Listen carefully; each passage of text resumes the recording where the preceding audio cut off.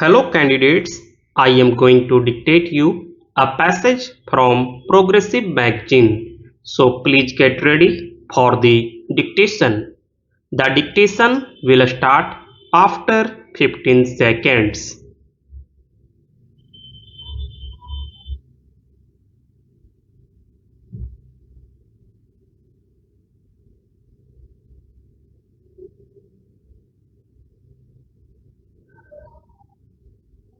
As you have just heard from the chairman of the municipality, I have visited this place many times earlier. The first time that I came here, I think was 25 years ago, and now that I have come again, this past quarter of a century passes before my eyes. I see how after a long struggle we achieved freedom and independence, and how since then we have engaged ourselves in an even more difficult struggle, the struggle to achieve economic well-being and higher standards for all our people. Everyone will agree with that objective of economic well-being. Why then do we differ in many ways? Why are there various parties? It is good to have various parties because when there are different approaches to a problem, more light is thrown upon it. I do not believe in all people being regimented to think in one way. I want free flow and free exchange of thought, and out of that we sometimes find a bit of the truth. Nevertheless, why do we differ often and quarrel with one another about the way and the path to be perused? I want to say a few words about that to you. Wherever I go, I lay a stress on something that is obvious, with which everyone should agree. I lay a stress on the unity of India, not merely the political unity which we have achieved, but something far deeper, the emotional unity, the integration of our minds and hearts, the suppression of feelings of separatism. While all people agree about the unity of India, there are many people and even some parties that act in a way which can only result in breaking the unity of India. Why they do so, I do not know. While on the one hand, we, the people of India, are bound together by a strong bonds of culture, common objectives, friendship, affection, on the other, unfortunately, there are inherent in India separatist and disruptive tendencies which raise their head whenever some new question arises. We talk about the recognition of states. By all means, let us discuss it. But why this passion and fury? What does this separatism ultimately mean? Not your affection for you fellow man, but your dislike of others.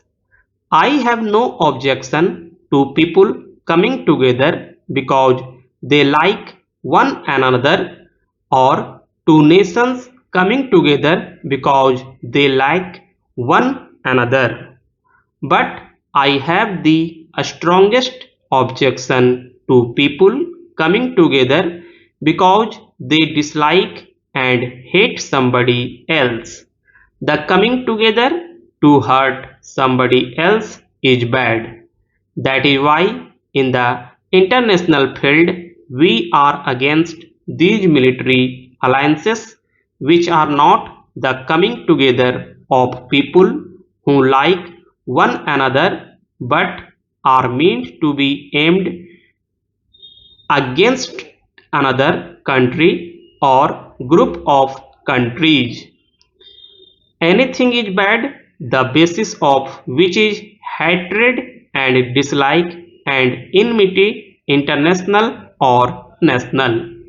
We must be on our guard against the disruptive tendencies in the country which raise their head whenever an occasion offers itself. Among these disruptive tendencies are some which come under the name of communalism politics under some religious garb, our religious group being incited to hate another religious group.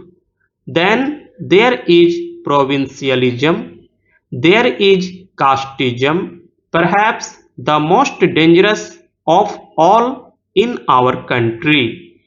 When the caste system came into being, it may have been very good, but for the last few hundred years it has weakened us nationally and socially. It has divided us up into small groups. It has separated us into clans of people, some calling themselves high caste and some middle caste and low caste and some no caste at all. And so we have this inequality persisting, one group being exploited by another. I think that was the main reason for Indians' weakness and India's downfall. We have before us all these lessons of history. We have seen how repeatedly, in spite of our many virtues and our great abilities, we have fallen in the race of the nations, and because of this lack of unity amongst us, the entire community of India has been separated into castes and creeds which do not pull together. Therefore, I lay a stress everywhere on the unity of India and on our need to fight communalism, provincialism, and casteism. So far as I am concerned, and I hope so far as you are concerned, there is no division between North and South and East and West of India. There is only one India of which all of us, you and I, are inheritors. It belongs to all of us. This southern part of India is not your private preserve. I have as much right to it as you.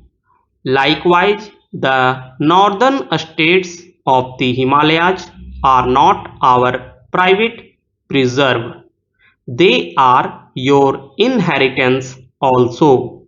They belong to you as much as to anybody else in India. So, the whole of India from the north to the south is the common heritage of every Indian, and all India's history is our common heritage for all purposes.